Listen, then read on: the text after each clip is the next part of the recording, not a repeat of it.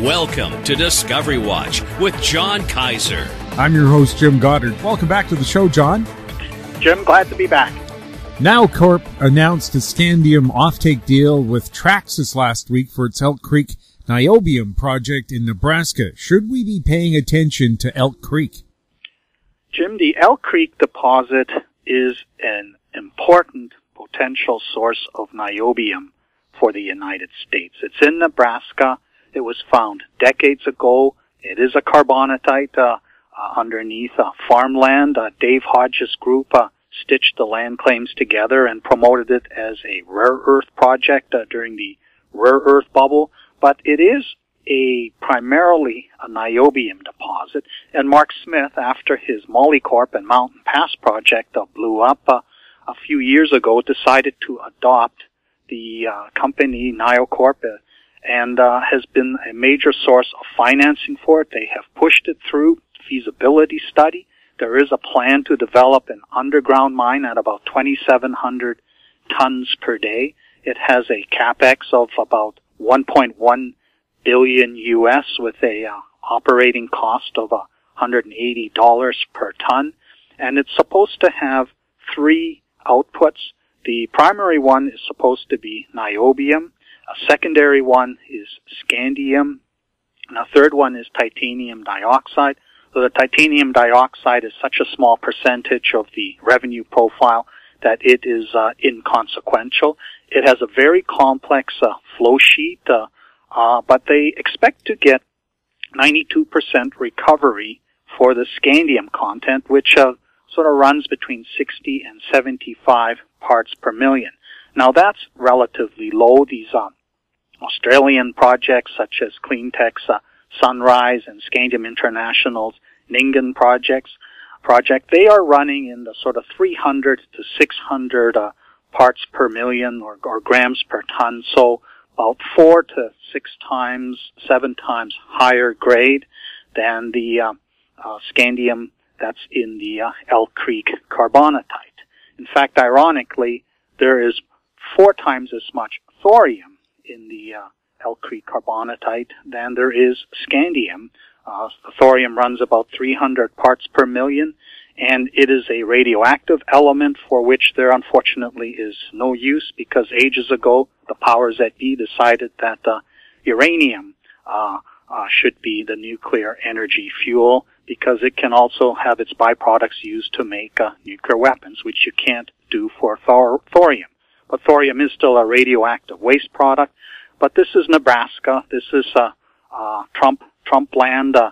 They will use this as backfill paste, mix it back in, and put it back into the underground mine where it already is at that grade and not causing any harm.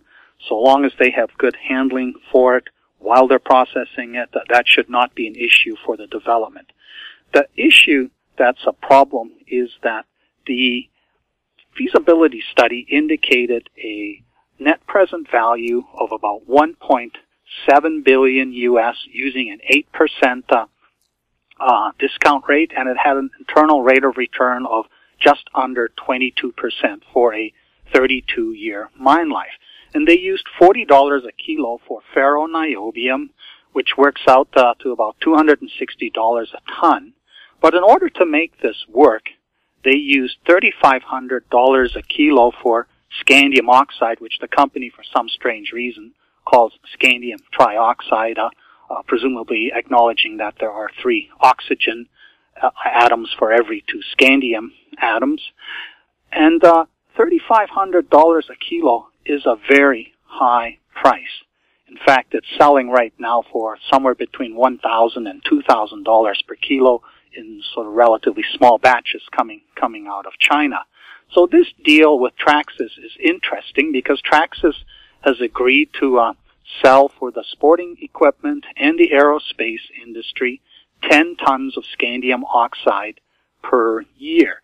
And it has a monopoly relative to Niocorp for selling this material to these sectors. The news release says there's all kinds of conditionals associated with it. There's probably a 100-page document associated with it. But what is puzzling is Traxys is a metal trading company. It is controlled by the Carlyle Group, which has close connections to the government and profited handsomely from Dick Cheney's fake weapons of mass destruction excuse for launching a multi-trillion-dollar war on Iraq that doesn't seem to have paid off anything directly to American taxpayers who got stuck with the bill. So this company, it's not a stupid company. So it is unlikely that they have agreed to $3,500 a kilogram that they're going to sell this when Cleantech claims it's going to be selling it at $1,500 a kilo as a byproduct. Scandium International wants to sell the Ningen primary product as at $2,000 per kilogram. So it's hard to see why any sector would want to buy from Traxys, which as a middleman will have its 10-15% markup for finding a buyer for the mine supply from the Elk Creek project.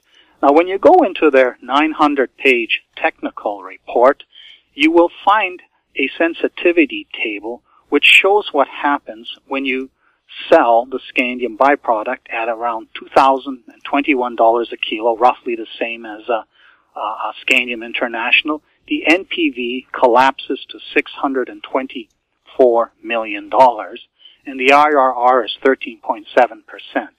That means the NPV is less than the CapEx, and the IRR is not particularly impressive. So at $2,000 per kilo, if niobium stays at the $40 a kilogram base case price they're using, that project will not be financed by commercial interests. If you drop it to $1,500 or $1,470 as it is in the table in the technical report, the NPV drops to $240 million with a 10.3% IRR, which means that if that's what they want to sell the scandium byproduct at, Elk Creek is going nowhere. Right now, the U.S. government does not really use scandium for much except very obscure military applications. The United States does not have any domestic supply. It is a important element for aluminum.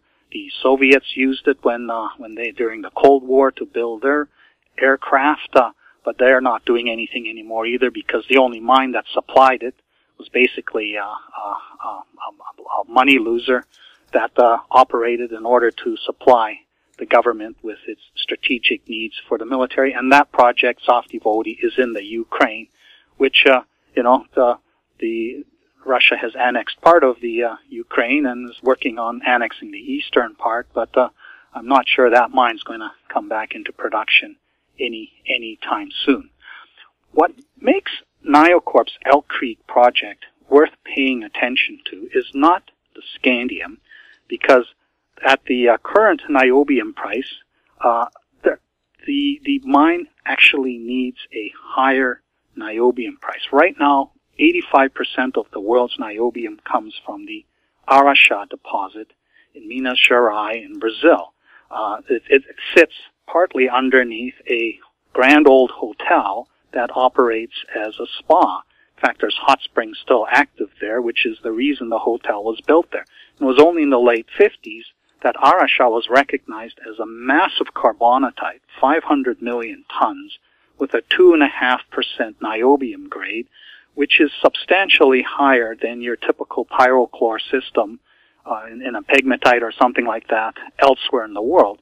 And the CBMM family put that into production in the 60s and has gradually built the niobium market to a $2.5 billion a year market. And niobium, when alloyed with steel, strengthens it. And it is very important for structures, bridge girders, anything where strength is desirable and you would like to keep the weight low.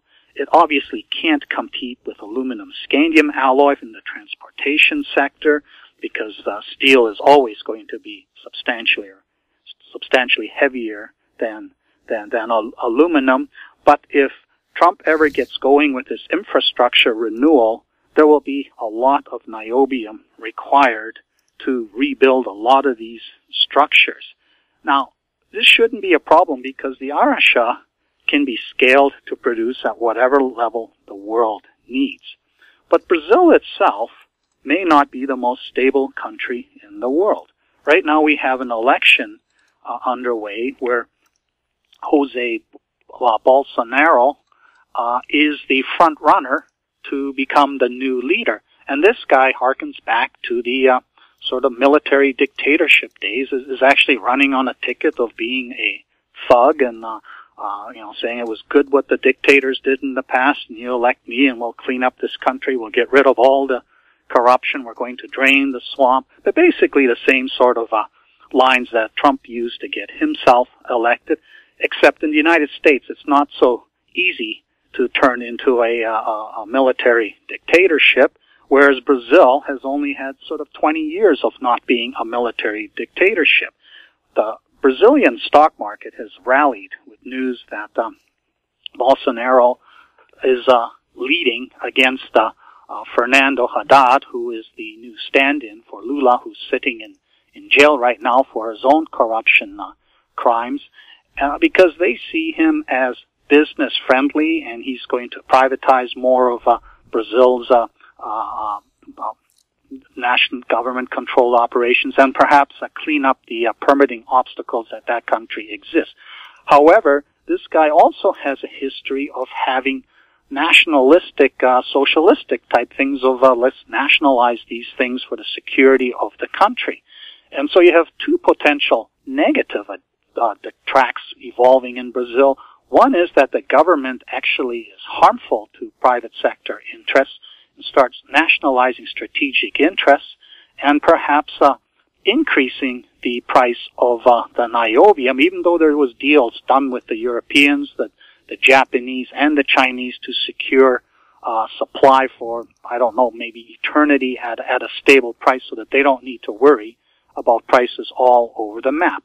Now, if they go this track, this would be very good for the Elk Creek project, because if niobium ends up being $80 a kilo rather than $36 to $40 a kilo, where it's now basically fixed by the CBMM group, then the Elk Creek project will work, and the scandium byproduct will make it profitable even when sold down in that $1,500 to $2,000 per kilogram. The other track is that if Brazil returns back into a sort of a right-wing military dictatorship, it may become internally unstable, and this has always been the nightmare about a deposit that is so much better than anything else in the world that nobody can really compete with that deposit. And if supply is disrupted because of civil war or anything like that, then the world that relies on supply of this critical alloying input, they're up the creek without a paddle. And so the United States government has been looking closely at Elk Creek, and Mark Smith has been promoting Elk Creek as a national security treasure, and fast-track developing niobium, and probably you can the market for the alloy as a strengthening agent for steel can probably handle a doubling of price. So right now, the way it's configured, if Brazil remains stable and the world gets its $36 to $40 kilo fix of niobium for the next few decades, that project is not going anywhere. But should there become a reason to expect a supply disruption, then this is a no-brainer to develop if the price of niobium doubles, and then it can also become a meaningful supplier of scandium for domestic purposes, which would be good for the scandium sector in general and all the other companies, because the scandium market's potentially 1,000 to 1,500 tons demand per year, something that has never happened because primary scalable supply is not possible. Elk Creek will never be a scalable supply. The 100 tons is the upper limit based on the grade, and that assumes they will actually accomplish the 92% recovery without blowing costs through the roof. So yes, we should be watching Elk Creek, especially in the geopolitical context as the world is evolving today. We'll have more with John Kaiser right after this.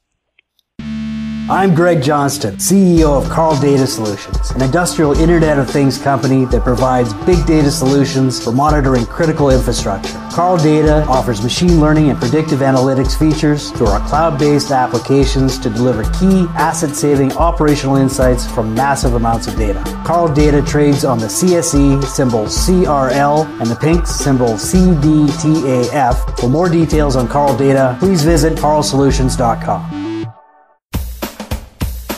I'm Douglas Mason, CEO of Naturally Splendid, symbol NSP on the TSX Venture Exchange. Naturally Splendid is a biotechnology and consumer products company focused on the global cannabis and health markets. Naturally Splendid is expanding distribution in this rapidly growing market with products currently in Canada, the USA, South Korea, Germany, and Australia. To view our comprehensive company presentation and for more information, please visit our website at naturallysplendid.com.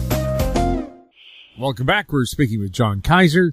John, Great Bear Resources is up sharply today after publishing an update for its Dixie Gold project near Red Lake. What's the update all about? Well, the news is one of those many-word news releases that do not have drill intersection grades or anything like that. It's not like last week's GT Gold with its North Saddle deposit, where all of a sudden several additional holes confirm that, hey, we have a red Chris system in the making. There's more holes visually similar that are coming, and expect this deposit to grow. The news today is more of a geological context nature.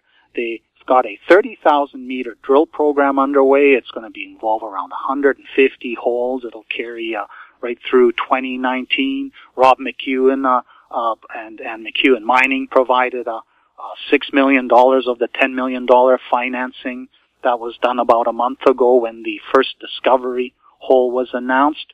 Today's news spells out the geological context in the sense that the past explorers during the original Red Lake district area play apparently overlooked the hinge zone area and the presence of this ultramafic unit, which is very similar to the Red Lake Greenstone, and its location there with overlapping with a D2 fold, which helps prep the rock for creating these very high-grade Red Lake-style mineralization.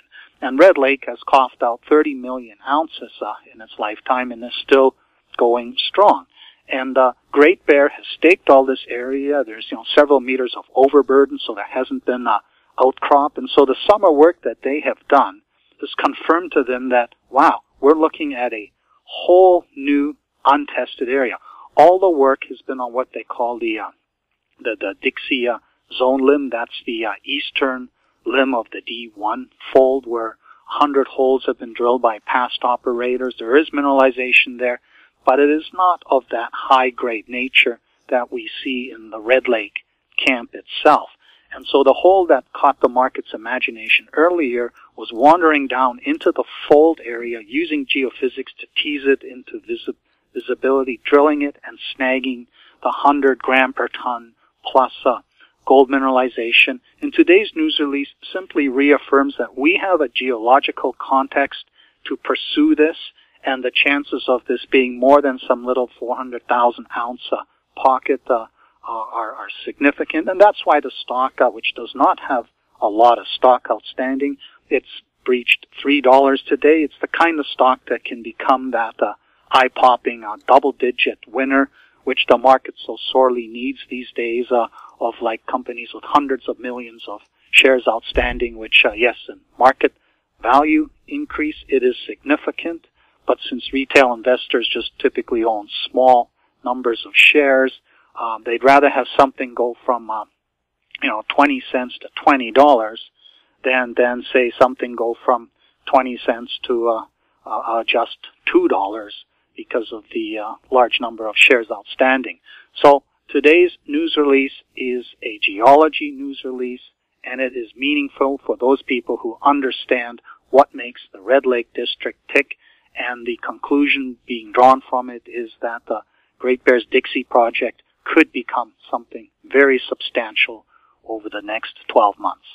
Cypress Development Corp's flagship lithium project is located just east of Albemarle's Silver Peak mine in the heart of Clayton Valley, Nevada. A 12-hole exploration drill program for lithium-enriched claystone on Cypress's 100% controlled properties is now underway. Cypress Development Corp trades on the TSX Venture Exchange, symbol CYP, the pink CYDVF, and on Frankfurt's C1Z1. For more information, please visit our website, cypressdevelopmentcorp.com.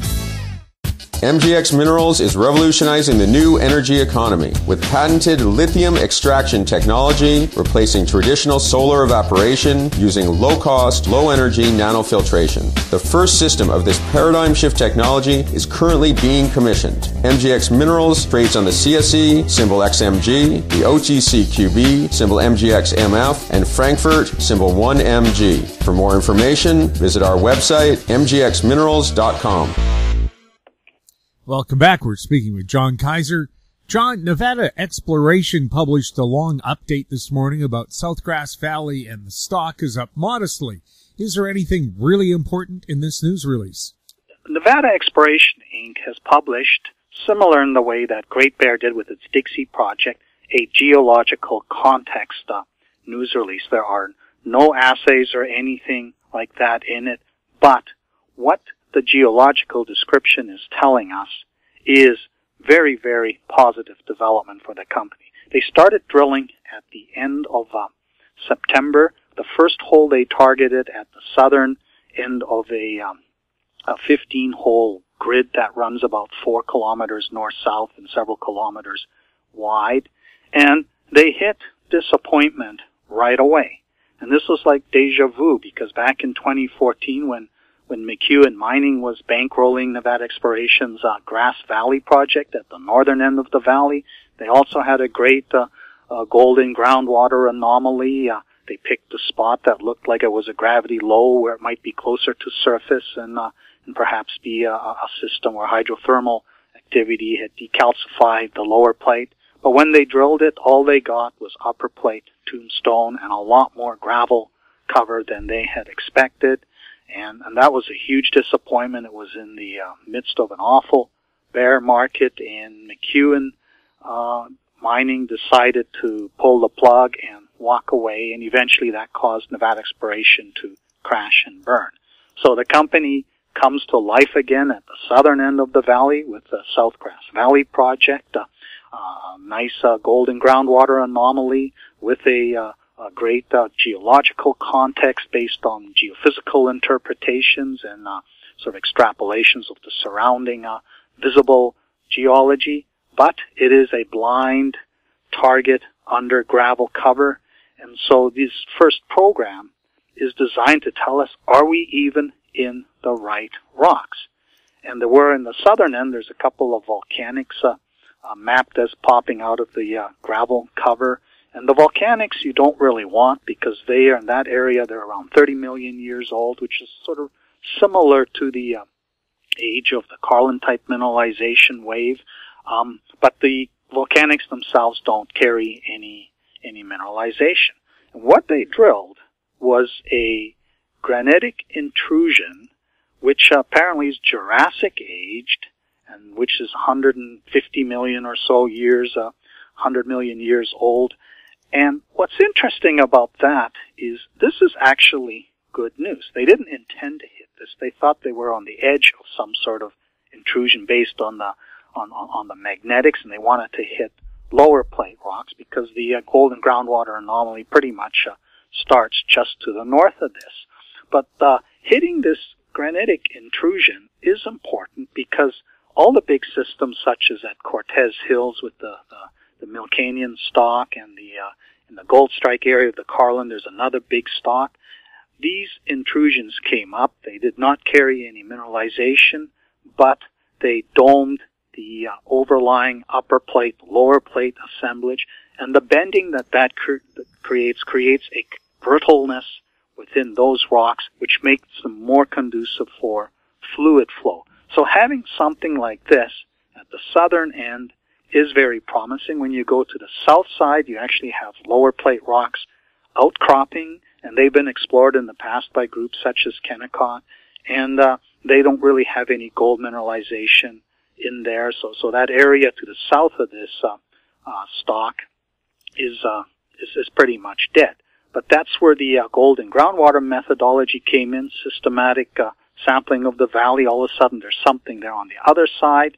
And so this first hole, disappointed. Maybe if McEwen Mining were the funding partner, they'd say, oops, there's nothing here, time to go away. But what the company did was pack up the drill and move to the northern end of the proposed drill grid, covering where they think there's a corridor of a structural north-south running fault. And they've drilled a hole, the second hole, and it's just being wrapped up. It's about 600 meters long, and it encountered bedrock at 186 meters. It is lower plate bedrock. They do not know yet which of the lower plate stratigraphies they've intersected. They'll have to wait for the bug reports, which will take 2 to 4 weeks to arrive, so that they know if they're in the Wenban formation or some of the others. But interestingly, the rock is very silicified. It's got veinlets in it. It's decalcified. It shows evidence of multiple pulses of hydrothermal activity.